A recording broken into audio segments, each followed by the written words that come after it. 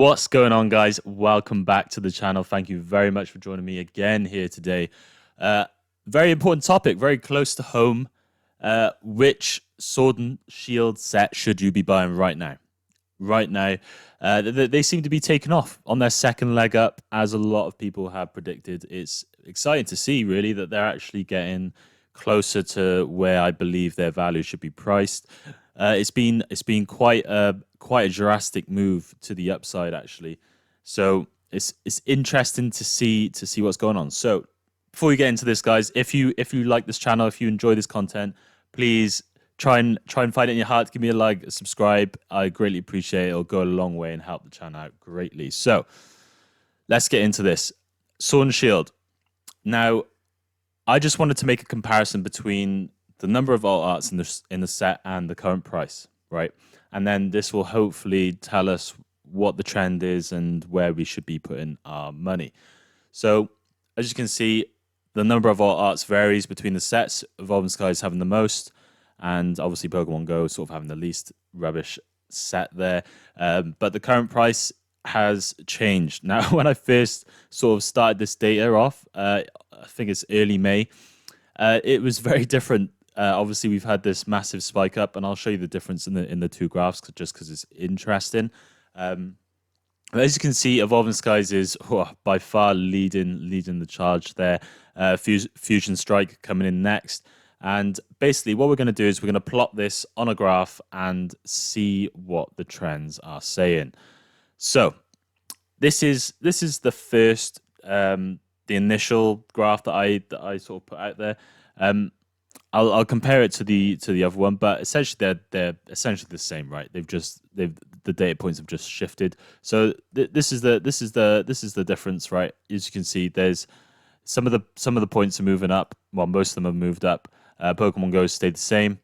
But as you can see, in both of these, there is a little outlier. There's a little outlier. I'll give you a chance to have a little guess about what this outlier could be. You've seen the first table there. I don't know if any of you were paying attention as to which set had that number of alt arts along the bottom, which is on the x-axis. But as you can see, there's a clear trend. There's a clear trend here.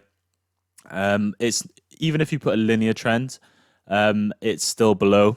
It's far below the trend line, and I really do see this set in the long term going back to the trend line. So as you can see, there is quite a difference here. Now, if we actually take a look at the difference, it's going to be, to move that little spot up, it's going to be roughly an extra 120 to 150%. Now, it probably won't get to that trend line. It'll probably just come under, and it might stay under, but it's far from the trend, right? And it needs to. I feel like it has the potential, and obviously it's got the depth because it's got a lot of alt arts, to move higher, to move closer to that exponential trend line that is being plotted there. Again, same if you had the linear trend, guys, it would be underperforming. But I just want to get you guys to think about product and sort of percentages and trends in this way. This essentially, using data helps you make financial decisions. It helps you make investment theses. It helps you make the next move. And we do this on data, right? You do it on data, and it will essentially make you think smarter, make your actions smarter in investing space. So what is lagging? What is this set? Chilling Reign. Now I've had some very mixed comments on Chilling Reign.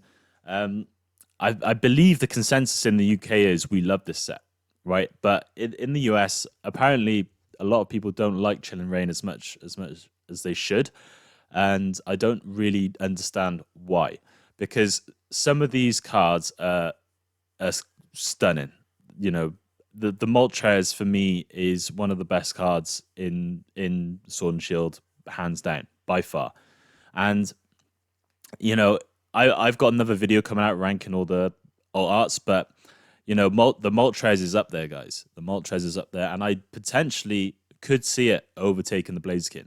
Now, I think what you're seeing right now is, in terms of the underperformance in Chilling Reign, it might just be to do with the amount that was printed.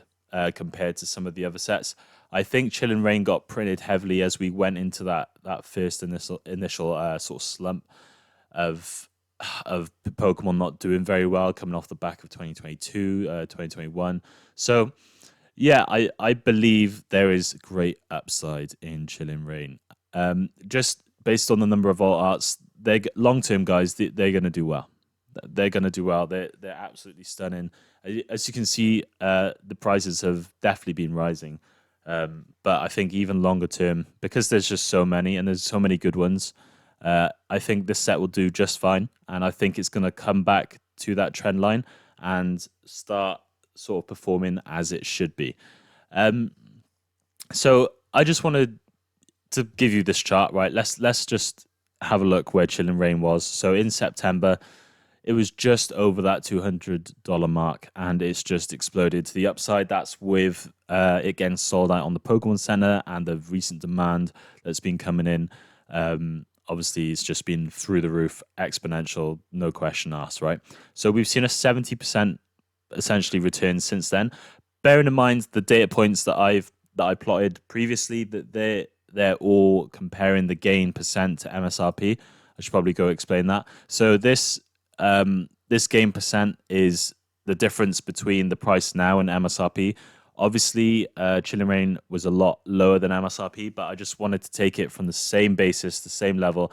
It's probably a lot. It's been, had a lot more gains since the MSRP has sort of taken place, but still, nonetheless, I had to do it off the same sort of baseline, and that's important, right? When you're taking data from the same baseline, it gives you just a fairer playing field. So that's what I've done.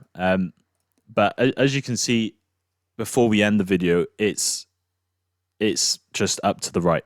Now, if you compare it to Fusion Strike, Brilliant, and Lost Origin, it's clearly lagging behind, guys. Clearly lagging behind, and it's still got some of the most sought after cards in the set, the Blaziken, the Moltres. I still think the Calyrex is a great card to have, and I do think it's better than Brilliant Stars. Now, obviously, the Charizard is carrying things there, but it's better than Brilliant Stars, guys, and it's under Brilliant Stars, which is crazy to me. So if you guys are thinking, I never advise buying into the FOMO, right? I positioned myself way before that. My position in Chilling Rain isn't large. I've only got 2 booster boxes at 115 ahead, which is crazy price that I got in at.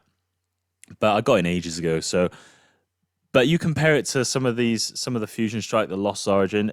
There is a great disparity there in the price, and I think it's only going to correct over the long term. I do think it's going to correct. Clearly, Fusion is winning in terms of just the chasing that Gengar. It's clearly winning, and it might be the second place, but guys, just don't sleep on Chilling Rain. I think long term it's gonna perform just as well, if better than Brilliant and potentially Lost Origin, even with the Giratina. It's just because of the depth of the alt arts. I do, and it was called Chill in Pain for a reason, right? The pull rates were absolutely abysmal. And I think as we just start getting through all this product, all the people ripping product and wanting to chase the Moltres, as the Moltres gets more expensive, as the Blaziken gets more expensive, I think you'll see the supply of the product sort of start dwindling, even from the ETBs to the loose packs to the blisters to the free pack, everything. So that's sort of my consensus. If you had to ask me where I would put money, it would be in Chilling Rain. And guys, I own Fusion Strike and Lost Origin boosters, right? But I still see the most opportunity in Sword and Shield in Chilling Rain. It's not even close.